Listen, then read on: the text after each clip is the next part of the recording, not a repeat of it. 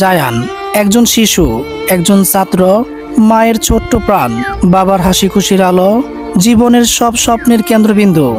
মায়ের রাজপুত্র সকাল থেকে দুপুর পর্যন্ত ক্লাস করে স্কুল থেকে বাড়িতে আসেন। খাওয়া দাওয়া, মায়ের আদর যত্ন শেষ করে বেরিয়ে যায় খেলাধুলায়। কিছুক্ষণ পর শিশু জায়ানকে দেখতে না পেয়ে মা ও পরিবারের লোকজন চারদিকে খোঁজাখুঁজি শুরু করেন, কিন্তু কোথাও শিশু জায়ানকে খুঁজে পাওয়া যায়নি।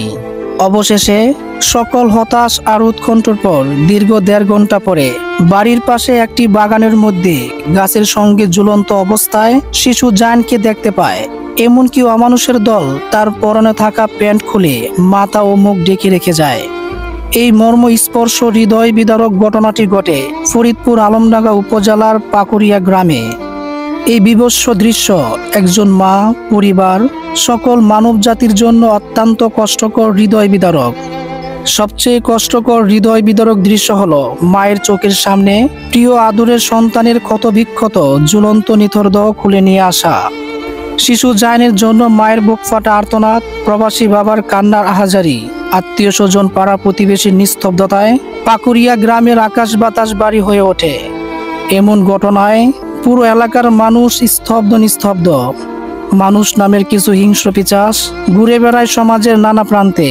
একটু সুযোগ লোকচক্ষুর আড়ালে ঝাঁপিয়ে পড়ে চিরতরে ধ্বংস করে দেয় একটি পরিবারের সকল স্বপ্ন আশা। হিংস্র অমানুষের হিংস্রতায় অকালে জ্বরে গেল শিশু জায়ানের জীবন। ফুলের মতো নিষ্পাপ শিশু জায়ানের এই অমানবিক, পাশবিক, নিষ্ঠুর, নির্মম হত্যার তীব্র প্রতিবাদ জানাই। আমরা চাই প্রশাসনের কাছে সঠিক তদন্ত, দোষীদের দ্রুত গ্রেপ্তার ও দৃষ্টান্তমূলক শাস্তি। আজ শিশু জায়ান নেই, কাল হয়তো আরেকটি জায়ান হারিয়ে যাবে। আমরা আর কোনো জায়ানকে হারাতে চাই না, আর কোনো মায়ের বুক খালি দেখতে চাই না। তাই এখনই সতর্ক হন, প্রতিবাদ করুন, আওয়াজ তুলুন, ভিডিওটি শেয়ার করুন, কারণ আপনার একটি শেয়ার শিশু জায়ান হত্যাকারী নিকৃষ্ট মানুষগুলোকে দ্রুত গ্রেপ্তার হতে সহযোগিতা করবে।